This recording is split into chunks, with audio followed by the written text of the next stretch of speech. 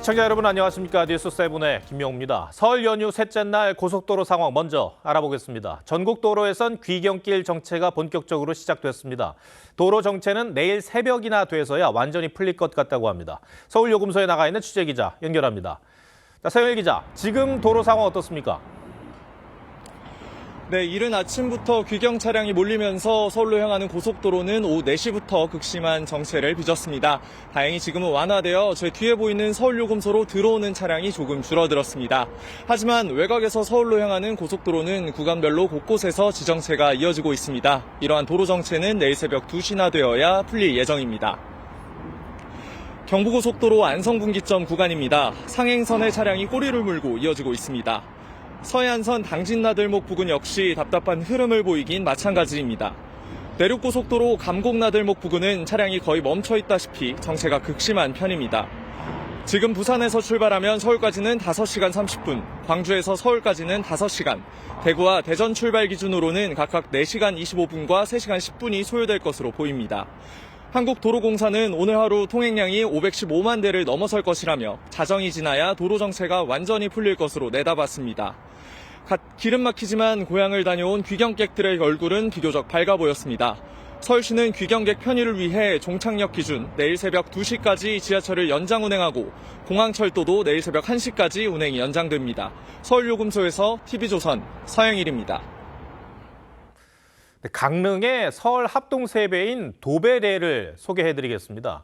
요즘 설 풍속도가 많이 변했다고는 해도 이 도배례는 440년 전통을 이어오고 있습니다. 도심에서는 가족들도 외국인들도 전통 문화 체험을 즐겼습니다. 설 연휴 다양한 표정을 강석 기자가 담았습니다. 사물놀이패에 흥겨운 장단과 함께 마을 촌장이 가마를 타고 이동합니다. 440년 전통의 강릉 위촌리 도배례 행사가 올해도 마을 회관에서 열렸습니다.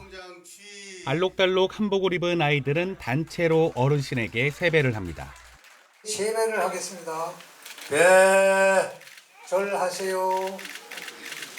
한자리에 모인 이웃들은 서로 인사를 하고 건강을 기원하는 덕담도 나눕니다. 갑질, 만사, 형통하고 좋은 세상에 들지 말고 젊게 오래오래 살아요. 엄마와 딸이 대나무에 구멍을 뚫습니다. 우리 전통악기인 소금입니다. 엽차. 전통악기를 직접 만들고 나면 무형문화재 선생님에게 소리내는 방법도 배웁니다.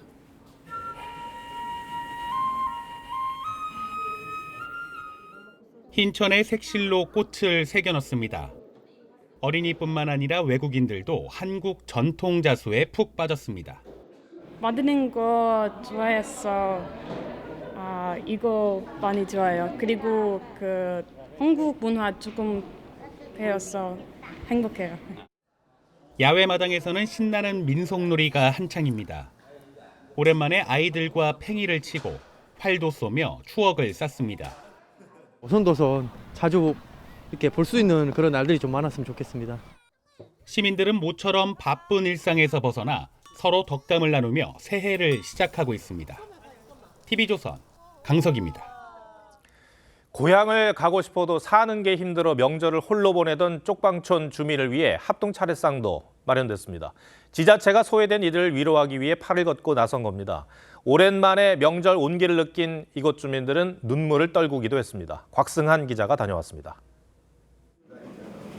주민들이 줄이어 합동 차례상 앞에서 예를 올립니다. 서울시가 운영하는 쪽방 상담소에서 쪽방촌 주민들을 위해 마련한 겁니다. 절하신 분은 절하시고 기도하신 분들은 기도하세요. 어릴 적 부모를 잃고 쪽방촌에서 30여 년을 홀로 지낸 60대 남성은 차례를 지내는 내내 눈물을 멈추지 않습니다. 제사는 제가 처음으로 지내봤어요. 내가 조상님한테 인사를 못해서 내가 이렇게 벌을 받나 이런 생각도 들고 해가지고. 일주일 2차례 문을 여는 편의점 형태의 온기 창고도 쪽방촌 주민들에겐 없어서는 안 될 존재입니다. 지자체가 나눠준 주당 1만 포인트로 음식과 생필품을 사갑니다. 2,000점 남는 거는 목요일날 쓰실 거예요? 쪽방촌 주민들은 진열대에서 필요한 물품을 일주일에 1만 포인트 어치만큼 가져갈 수 있습니다. 시가로는 2만 원에서 3만 원 어치입니다. 포인트로 내가 직접 구매할 수 있다고 하는 것이 아직은 내가 경제 생활을 할 수가 있고 그게 고마운 겁니다. 컵라면과 휴지는 물론 이불까지 품목도 다양합니다. 그러니까 라면도 가져갔고 음료수도 가져가고 고추장을 좀 많이 가져가죠. 지난해 8월 용산 1호점에 이어 11월 종로의 2호점이 문을 연 온기창고는 지점을 넓혀갈 계획입니다. TV조선 곽승환입니다. 쪽방촌 주민뿐 아니라 우리 주변엔 소외된 이웃들이 또 있습니다. 코리안 드림을 품고 고향을 떠나온 많은 외국인 근로자들도 쓸쓸한 명절을 보내고 있습니다. 이 설상가상으로 이들을 돕던 외국인 노동자 지원센터는 정부 예산을 못 받게 되면서 그나마 있던 기댈 곳도 사라졌습니다. 박재훈 기자입니다.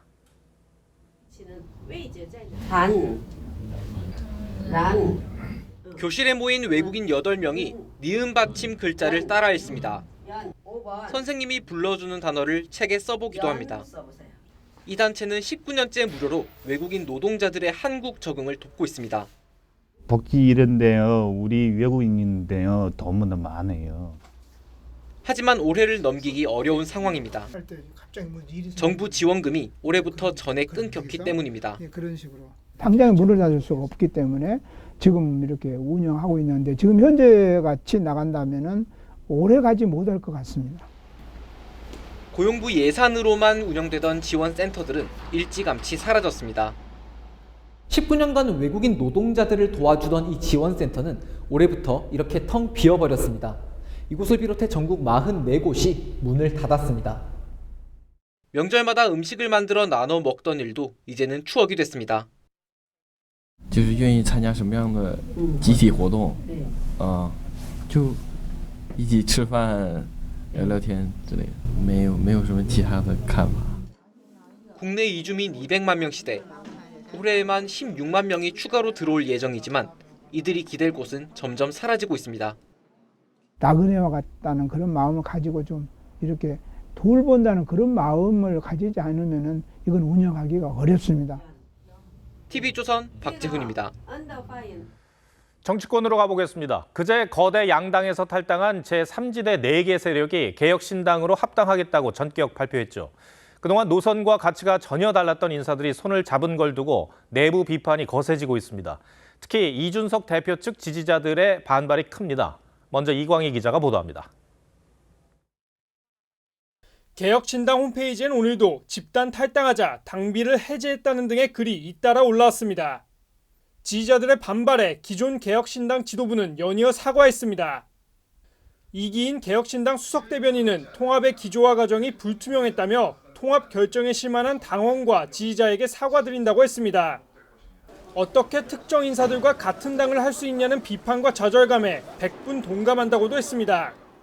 허은하 인재영입 위원장도 자신 또한 통보를 받았다며 총선 이해득실 때문에 이러한 상황이 발생해 유감이라고 했습니다. 대부분 이준석 대표의 결정을 믿는다면서도 자신들은 통합에 반대했다는 취지의 글들입니다. 이준석 대표 역시 조만간 입장을 낼 계획인 걸로 알려졌습니다. 다만 합당 자체를 깨기보단 기존 정치 철학이나 노선이 변한 건 아니란 설명이 담길 것으로 전망됩니다. 이런 가운데 통합개혁신당은 오늘 첫 임시 지도부 회의를 열고 지도부 구성과 4월 총선 공천 심사를 맡을 공관위 구성에 대해 논의했습니다. 상당히 어려운 고비를 잘 넘어서 여기까지 왔고 나머지 반을 채우는 건 아마 저희의 역량일 것이고 또 저희의 자세에 달려있다고 생각합니다. 합당 절차엔 속도를 내고 있지만 이념과 노선이 다른 지지자들을 어떻게 설득할지가 최대 과제로 떠오를 전망입니다. TV조선 이광희입니다. 국민의힘이 제3지대의 내홍 틈새를 파고드는 모양새입니다. 한동훈 비상대책위원장은 저희 취재진에 누구를 반대한다는 건 정체성이 될 수 없다고 말했습니다. 그러니까 반윤석열, 반이재명을 주장하며 탈당한 인사들이 다른 정치 세력을 만드는 걸 에둘러 비판한 겁니다. 이태희 기자가 취재했습니다. 국민의힘 한동훈 비상대책위원장은 이준석 대표의 개혁신당에 대해 분명한 평가를 내놓지 않아왔습니다. 여러 신당들이 나오고 있지 않습니까? 신당들에 대한 평가는 제가 할 문제가 아니고 국민들께서 하실 것이다. 하지만 제3지대 합당이 현실화되자 한 위원장은 누구를 반대한다는 건 정체성도 지향점도 될 수 없다고 꼬집었습니다.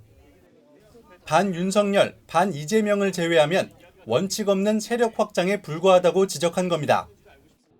이준석 대표 측근 그룹이었지만 당 잔류를 택한 김용태 전 최고위원도 양당에 대한 비난만으로 표를 빼내겠다는 전략이라며 정체성 혼란에 빠질 것이라고 주장했습니다.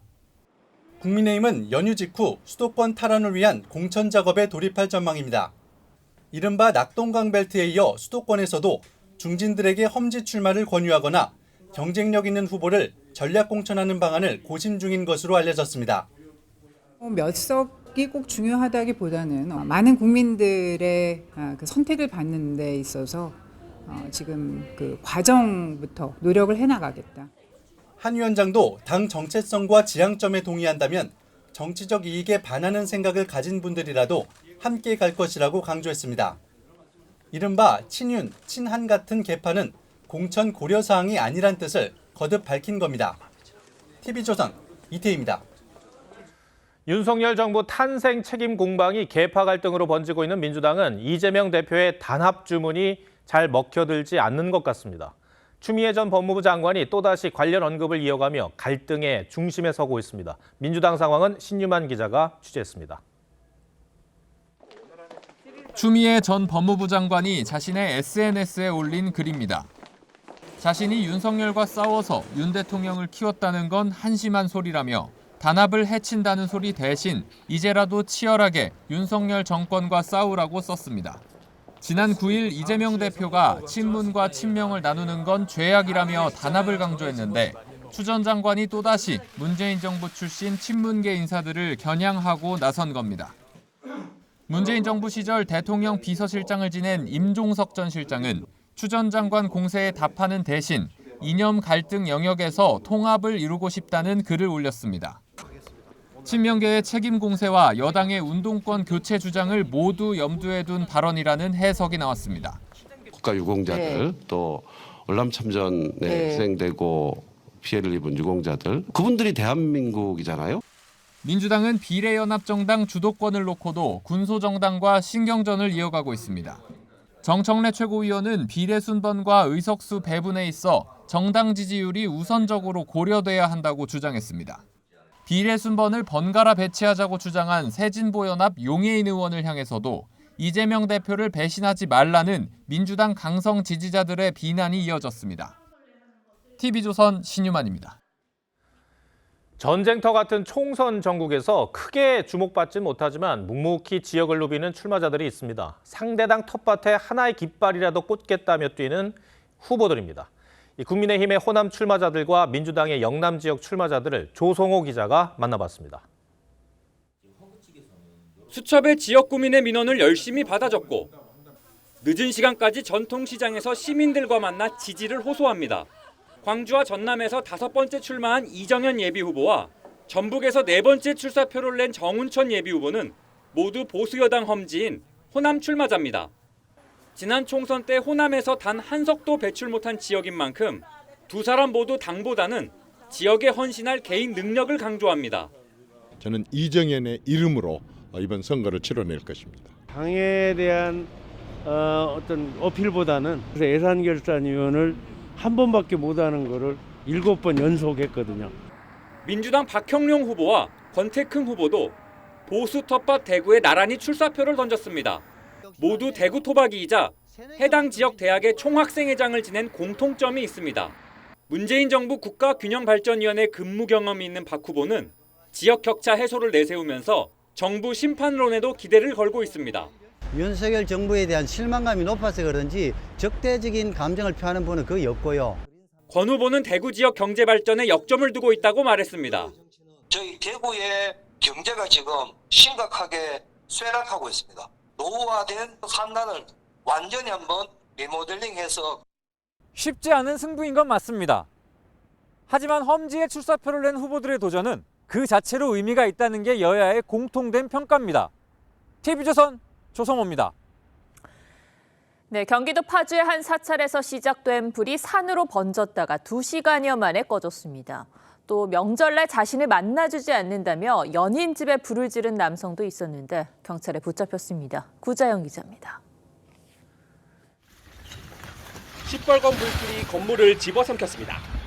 지붕과 나무 기둥이 불길을 버티지 못하고 폭삭 내려앉습니다. 오늘 아침 7시쯤 경기 파주의 한 사찰 건물에서 불이 났습니다. 산자락을 타고 번진 불길은 산불 진화 헬기까지 동원한 끝에 2시간 만에 꺼졌습니다. 이 불로 인명피해는 없었지만 법당 건물 한 동과 산림 670제곱미터가 불탔습니다. 전기 누전인 것 같아요. 전기 콘센트인가 뭔가 거기서 불이 난 것 같아요. 건물 외벽이 시커멓게 그을렸습니다. 어제 저녁 8시 30분쯤 경기 시흥의 한 3층짜리 다세대 주택 2층에서 불이 났습니다. 나갔어요. 무슨 나가라고 해서 그냥 나갔어요. 불이 난 집에서 40대 중국인 남성이 연기를 흡입해 병원으로 옮겨졌습니다. 집주인인 40대 여성과 연인 사이인데 여자친구가 만나주지 않자 빈집에 문을 열고 들어가 직접 불을 지른 것으로 드러났습니다. 원래 혼자 있고 나머지들은 가족들하고 같이 있으니까 좀 술이 좀 취해 있는 상태에서 전화로 다툼이 좀 있었나 봐요. 경찰 조사 결과 이 남성은 불법 체류 상태였습니다. 경찰은 남성을 상대로 구속영장을 신청할 예정입니다. TV조선 구자영입니다. 설날 새벽 술에 취해 어머니를 살해하고 그 옆에서 잠을 자고 있던 아들이 조금 전에 구속됐습니다. 10분 만에 영장 심사를 마치고 나온 이 남성은 경찰 조사에서 이해할 수 없는 말만 되풀이했다고 합니다. 주원진 기자입니다. 회색 트레이닝복에 슬리퍼 차림의 35살 A씨가 구속영장 실질심사를 앞두고 법원으로 향합니다. 혐의 인정하십니까? 어머니 살해한 이유 뭡니까? A씨는 설날인 어제 새벽 50대 어머니를 살해한 혐의로 긴급 체포됐습니다. A씨는 범행 직후 함께 술을 먹었던 지인에게 전화해 자백했고 현장 사진까지 보낸 것으로 전해졌습니다.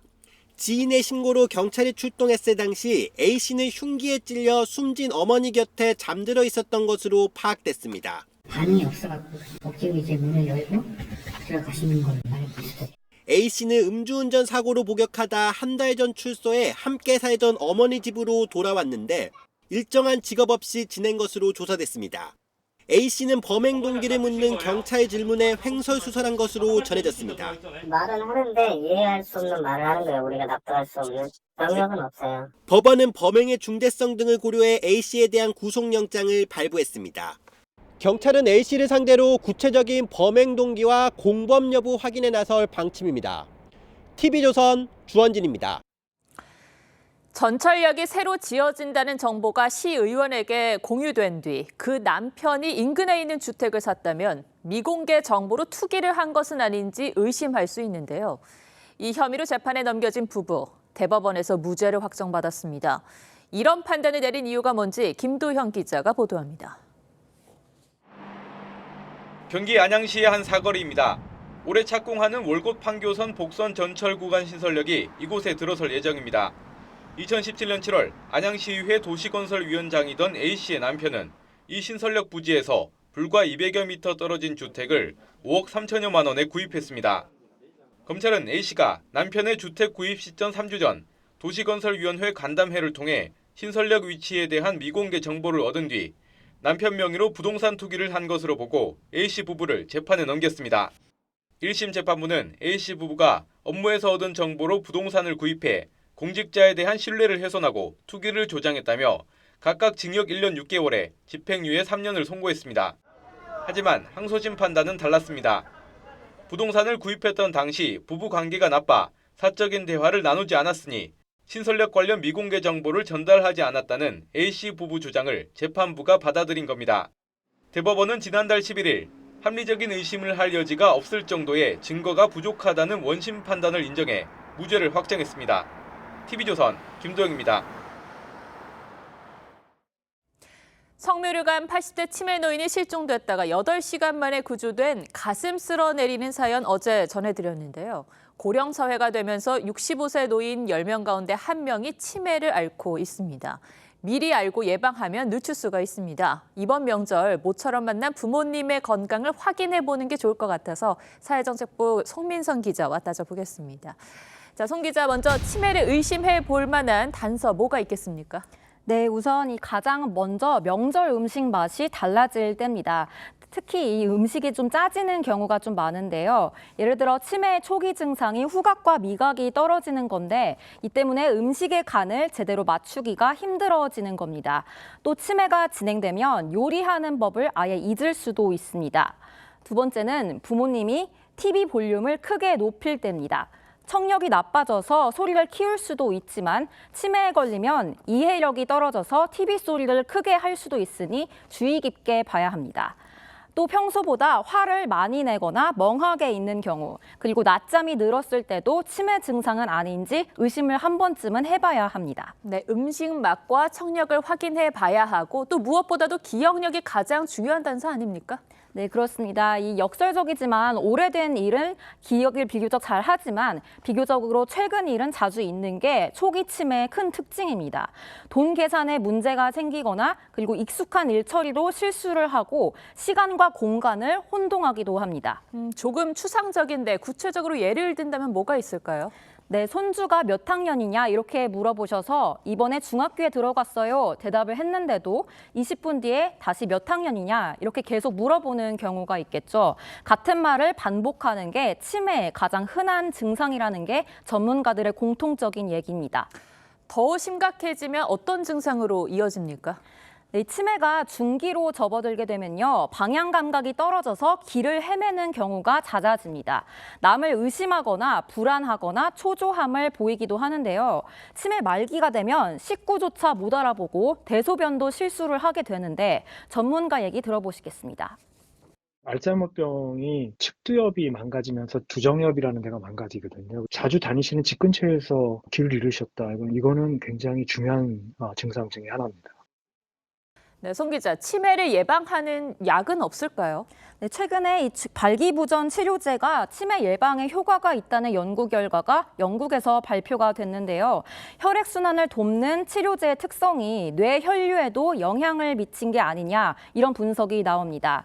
하지만 아직은 연구 초기 단계여서 추가적인 임상시험 등이 더 필요하다는 지적입니다. 네, 아직 시간이 필요하겠네요. 약물 치료 말고 일상생활에서 예방할 수 있는 방법은 없습니까? 네, 이 치매는 노화에 따른 퇴행성 질환이기 때문에 노화 속도를 늦추는 게 무엇보다 제일 중요합니다. 금주와 금연은 기본이고요. 그리고 고혈압과 당뇨, 고지혈증 같은 성인병을 피해야 합니다. 그리고 등푸른 생선이나 견과류, 잡곡류 같은 혈관에 좋은 음식도 예방에 효과적인데요. 이 밖에도 전문가들이 특별히 강조하는 게 있었습니다. 들어보시겠습니다. 자녀분들, 손녀, 손자 이렇게 자주 이렇게 만나고 같이 생활할 수 있는 기회들을 많이 드리는 게 노화나 이런 것들을 막는데 굉장히 좋은 방법일 수가 있으니까요. 네, 부모님의 말동무가 되어주는 것도 부모님의 건강을 챙기는 방법이네요. 송 기자 잘 들었습니다.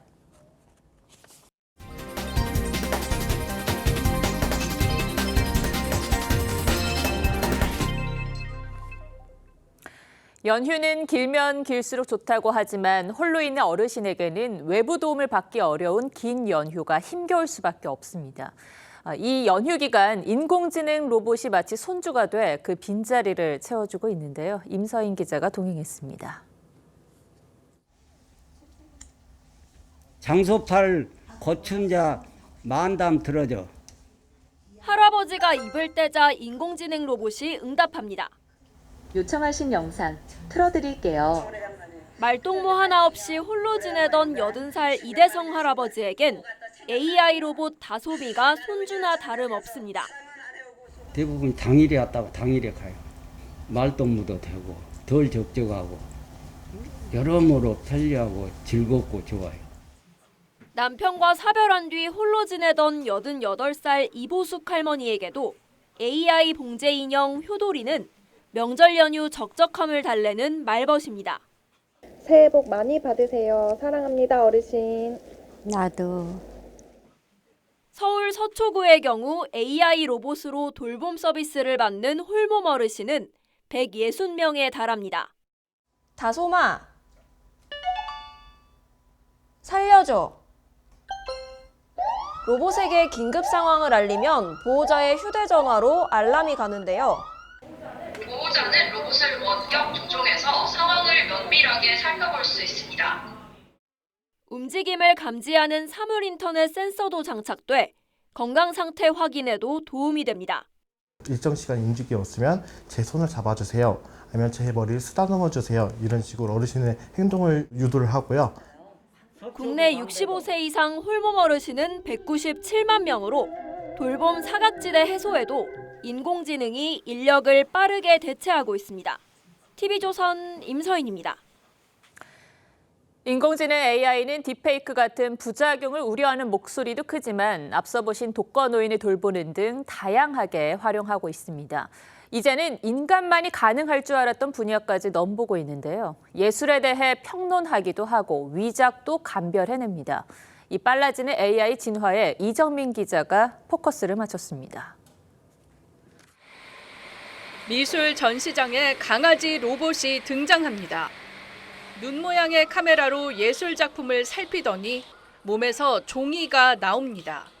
Has the capability to recognize artworks, take a closer look and analyze it, look for forms, shapes, abstract concepts. It tries to extract all these and turn them into a text prompt.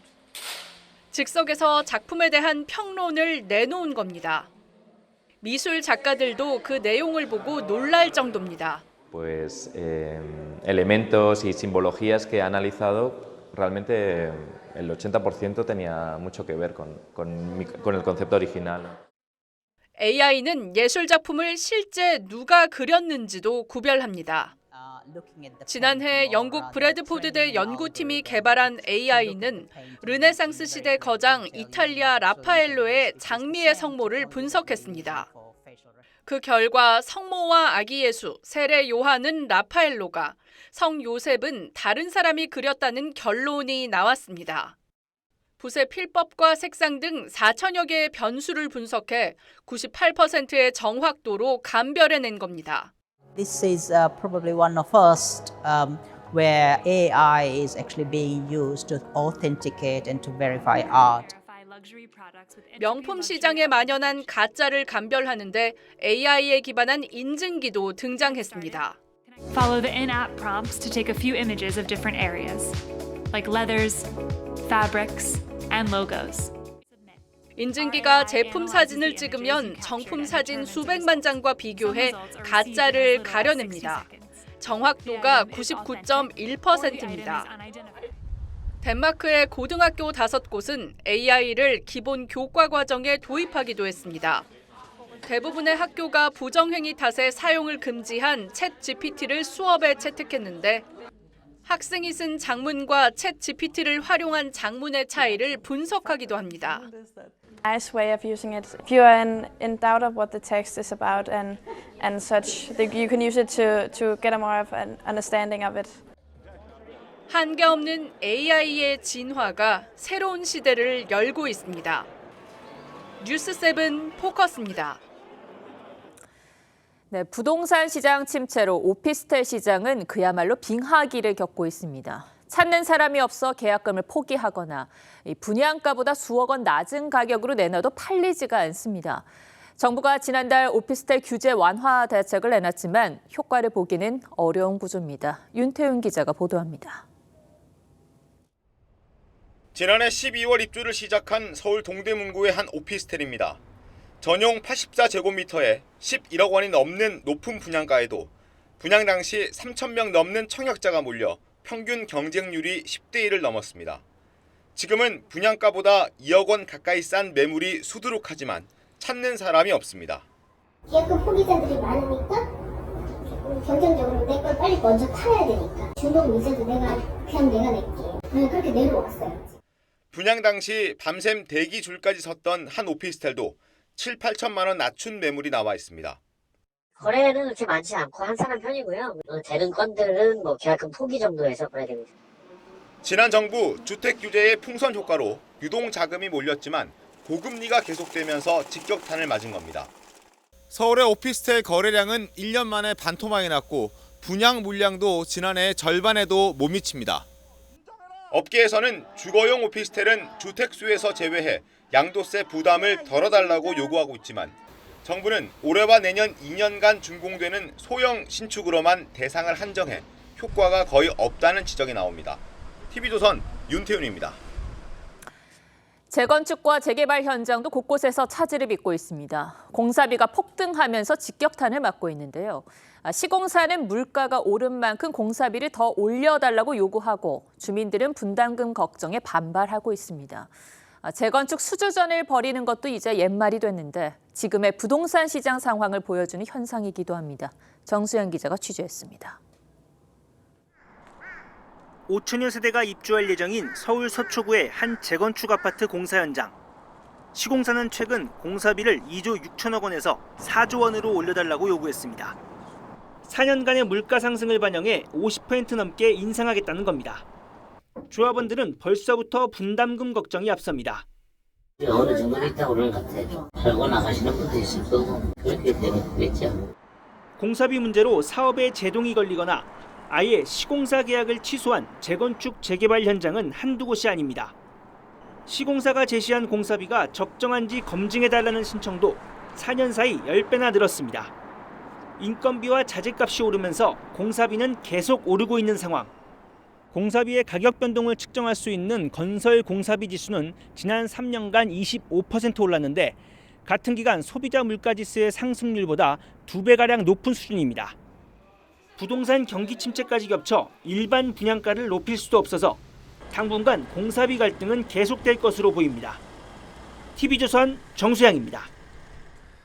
이젠 음력으로도 갑진년, 푸른 용의 해가 됐습니다. 전국적으로 용용자가 들어가는 지명들이 많은데 청룡의 해를 맞아 이름 알리기에 나서는 자치단체들을 이심철 기자가 소개합니다. 대구의 한 공원. 제 뒤로 높은 산이 하나 보이실 텐데요. 산에 숨어있던 청룡이 승천한 곳이라고 해 청룡산이라 불립니다. 산 등성이 너머로 해가 사라지자 산중턱에 용을 품은 보름달이 모습을 드러냅니다. 청룡산을 알리기 위해 자치단체가 만들었습니다. 시민들은 달을 보며 소원을 빕니다. 저 홍교 지난 애들이 아직 결혼 못하고 있어요. 원래 제발 좀 결혼해서 손주 손녀 제발 우리 부부에 좀 가슴에 안겨줬으면 하는. 역시 용이 승천했다고 알려진 전남 고흥의 용암마을. 나로 우주센터와는 17km 떨어져 있습니다. 우주 발사체를 볼 수 있어 사람들에게 알려지기 시작했습니다. 용을 테마로 마을 알리기에 나선 고흥군청은 올해 관광시설을 대폭 확충할 계획입니다. 스카이워크를 지금 건설할 계획으로 했고 그다음에 발사 전망대하고 미르 마르기를 연결되는 야간 경관 조명까지 준비를 하고 있습니다.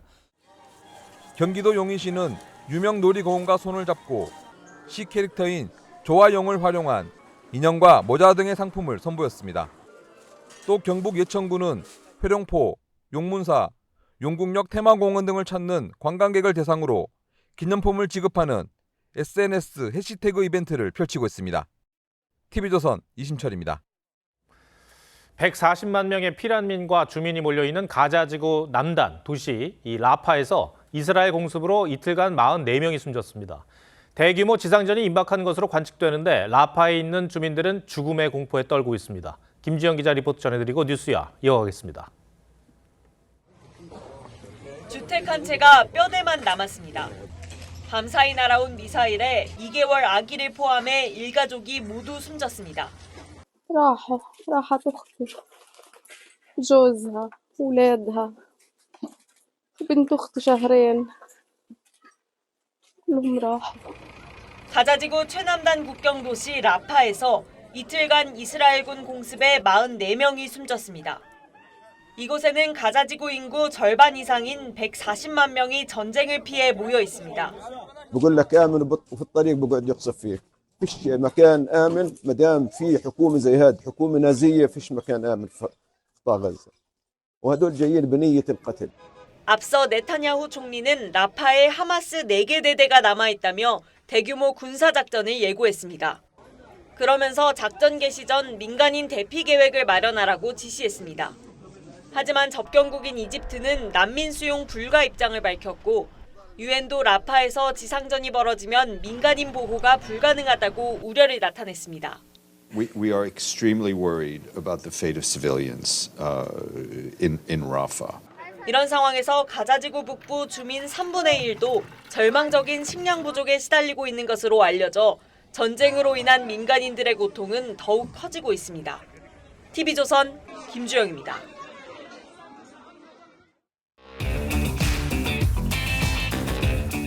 뉴스야 시작합니다. 정치부 김아린 기자 나와 있습니다. 첫 번째 물음표 볼까요? 네, 첫 번째 물음표는 검댕 얼굴의 진실입니다. 네, 최근 한동훈 위원장이 이렇게 연탄 봉사를 갔다가 저희 사진에 보는 것처럼 이제 얼굴에 검은 게 묻었어요. 근데 이걸 두고 야당이 쇼라고 비판하고 있잖아요. 네, 그렇습니다. 더불어민주당 민영배 의원이 옷보다 얼굴에 연탄 검댕이 먼저 묻는 경우는 흔치 않다면서 정치 쇼라고 의혹을 제기했습니다. 어떤 모습이었는지 당시 영상으로 먼저 보시죠. 뭐가 묻으셨나요? 묻었습니다. 위원장님 얼굴이 너무 하얗다. 이걸로 다 좀 이렇게 표시를 내야 되는데. 이거 여기로 오시죠. 여기로 오시죠. 일부러 묻혀갑니다. 이 영상을 보니까 누군가 일부러 묻히기는 했네요. 이게 누구였습니까? 네, 한 사람은 연탄은행의 허기복 대표고요. 또 다른 사람은 당직자였습니다. 보통 봉사 초반에 긴장된 분위기를 좀 푸는 차원에서 연탄재를 얼굴에 묻히면서 장난을 친다고 합니다. 연탄은행 대표도 저희와 통화해서 본인이 이번 논란의 주범이라면서 이번만 이런 게 아닌데 왜 문제가 되는지 안타까워했습니다. 다른 봉사하면서도 여기 연탄 묻은 것 같네요 하기도 하고 이러다가 또 괜히 봉사 이런 것들이 위축이 되지 않을까 이런. 특히 이맘때인 1월 중순에서 3월 말이 연탄이 부족해지는 보릿고개라고 하는데요. 그래서 비록 정치인들의 일회성 봉사라고 하더라도 그마저 아쉬운 실정이라는 게 연탄은행 대표의 설명입니다. 그러니까 여야를 막론하고 이제 저런 연탄 봉사를 하게 되면 얼굴에 묻는 경우가 많잖아요. 그러니까 그런 것과 비슷한 상황이라는 얘기죠. 네, 맞습니다. 2015년에 상계동을 찾았던 안철수 의원과 2011년 중계동 백사마을을 찾은 고 박원순 전 서울시장도 얼굴 곳곳에 시커먼 연탄재가 묻었습니다. 이명박 전 대통령이 2007년 봉사를 했을 때도 마찬가지입니다. 그런데요, 김 기자, 이게 얼굴에 연탄재를 일부러 묻혔냐 안 묻혔냐 이게 지금 공방의 주제가 됐는데 이게 공방거리가 되나 솔직히 그런 의문이 들어요. 국민들도 좀 한가하다고 생각하시지 않을까요? 네, 그렇습니다. 사실 정부에서 일부 취약계층에게 기름 보일러를 설치해주는 사업을 진행 중이지만요. 기름값이 비싸서 결국 연탄 난로를 쓸 수밖에 없는 게 현실이라고 하는데요. 이런 분들을 위해 연탄 쿠폰을 제공하고 있지만 필요한 양의 3분의 1 정도밖에 안 돼서 턱없이 부족하다고 합니다. 취약계층이 난방비 신청을 따로 하지 않아도 자동으로 지원해주는 법안들도 아직 국회에 계류 중입니다. 예. 여야가 참 논쟁거리도 안 되는 거 가지고 싸우고 있다는 지적이 나올 만한 것 같습니다. 알겠습니다. 첫 번째 물음표 정리해 볼까요? 네, 첫 번째 물음표 검댕 얼굴의 진실의 느낌표는 7만작 기록 깨기로 정했습니다. 네. 국민의힘은 설 연휴 때 당협위원장과 외국 대사, 정당 대표들에게 관례적으로 보냈던 설 선물 예산을 연탄 7만 장 기부했으면서 매년 연탄을 기부하겠다고 약속했습니다. 7만 장이면요 한 400~500가구가 한 달 정도 버틸 수 있는 양이라고 하는데요. 정당 기부량으로는 가장 많다고 합니다. 민주당 당원 게시판에는 제발 정책 가지고 논쟁해라. 누가 얼굴에 연탄을 묻히든 뭐가 중요하냐라는 글이 올라왔는데요. 이 말처럼 이왕 싸울 거면 누가 더 많이 연탄을 기부하느냐를 놓고 공방을 벌인다면 어떨까 하는 게 국민들 바람 아닐까 합니다. 네, 알겠습니다. 두 번째 물음표는 뭡니까? 네, 두 번째 물음표는 이재명 대표 야밤의 폭풍 SNS 외입니다. 이재명 대표가 연휴 첫날 밤이었던 걸로 기억하는데 SNS에다가 글을 잇따라 올렸어요. 그걸 취재했다는 얘기죠? 예, 그렇습니다. 이 대표는 설 연휴 첫날인 9일 밤부터 다음날 새벽까지 한 40여 분 사이에 6개 연속으로 SNS 글을 올렸습니다. 그야말로 폭풍 SNS라고 할 만합니다. 어떤 내용이었습니까? 네, 일단 좀 다양한데요. 11시 57분에는 계파 상관없이 힘을 합쳐야 총선에서 이길 수 있다며 그동안 피해왔던 당내 갈등 상황에 대해 언급했고요. 자정을 넘긴 9분 뒤에는 행동하면 바뀐다면서 댓글 하나, 카톡 한 개가 세상을 바꾼다고 강조했습니다. 이후에도 어떠한 대사건도 결국 한 사람으로부터 시작됐다거나 이번 총선이 대한민국 운명과 미래를 결정한다. 당 영입 인재 2호인 이재성 후보를 업어주고 싶다 이런 글들도 올렸습니다. 또 다음 날인 10일 오전에는 자신의 블로그에 생사의 문턱을 잠시 헤매었기 때문인지 더 풍성한 설날이라면서 자신의 어린 시절 사진을 올리기도 했습니다. 요즘 이 대표가 현안에 대해서 말을 아끼는 편인데 SNS에서는 완전히 좀 다른 모습을 보여주는 것 같습니다. 네, 그렇습니다. 이 대표는 코로나가 터졌던 과거 경기도지사 시절에 재난기본소득에 반대했던 당시 문재인 청와대와 정부를 향해서 재난기본소득에 반대하는 것은 무지하거나 거짓말을 하는 것이다 라면서 하루 동안에만 10여 개의 SNS를 올린 적도 있습니다. 이 때문에 이번 사례도 특이한 일이 아니라는 시각도 있습니다.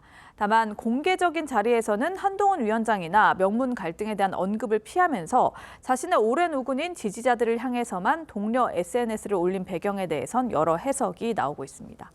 뭔가 특별한 배경이 있을 수 있다는 뜻이군요. 네, SNS 글을 올리기 전날 여론조사에서 윤 대통령 국정 지지율은 6%포인트, 그리고 국민의힘 지지율도 4%포인트 오르면서 동반 상승했습니다. 정권 심판론과 지원론이 오차 범위 안으로 좁혀졌습니다. 이 같은 여론 추이가 불안감으로 작용한 게 아니냐는 건데요. 이런 상황에서 지지층 결집에 나선 것이란 분석입니다. 그런데 이에 대해서 이 대표 측은요, 평소 자주 하시던 말씀으로 주권자 참여가 중요하다는 뜻이다.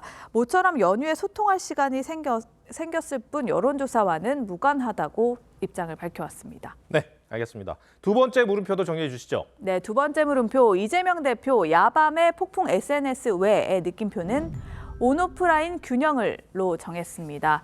이 대표는 과거 성격 검사 때요, 내향형으로 나왔었다고 고백한 적이 있습니다. 그래서 SNS 소통을 더 편안하게 느낄 수도 있을 겁니다. 하지만 최근 들어 현안에 대한 기자들의 질문에 답을 피하는 경우가 많은데요. 오프라인 소통도 온라인만큼 강화해주면 어떨까 싶습니다. 알겠습니다. 김한림 기자, 잘 들었습니다.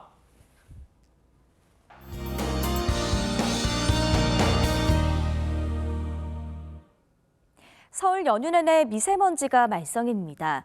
현재 강원도를 제외한 전국 대부분 지역에서 미세먼지 농도 나쁨 단계에 보이고 있는데요. 연휴 마지막 날인 내일도 먼지가 추가로 유입되면서 전국적으로 공기가 탁하겠습니다. 내일 낮부턴 따뜻한 남서풍이 불어오며 기온이 점점 오르겠습니다. 수요일에는 서울의 낮 기온 14도까지 오르며 마치 초봄처럼 포근하겠습니다. 내일 새벽부터 오전 사이 내륙 곳곳에 짙은 안개가 끼겠는데요. 귀경길 교통안전에 유의하시기 바랍니다. 내일 아침 기온 서울과 청주가 영하 2도, 춘천 영하 6도로 시작하겠고요. 내일 한낮에는 서울이 9도, 광주 13도, 대구와 울산 12도까지 기온이 크게 오르겠습니다.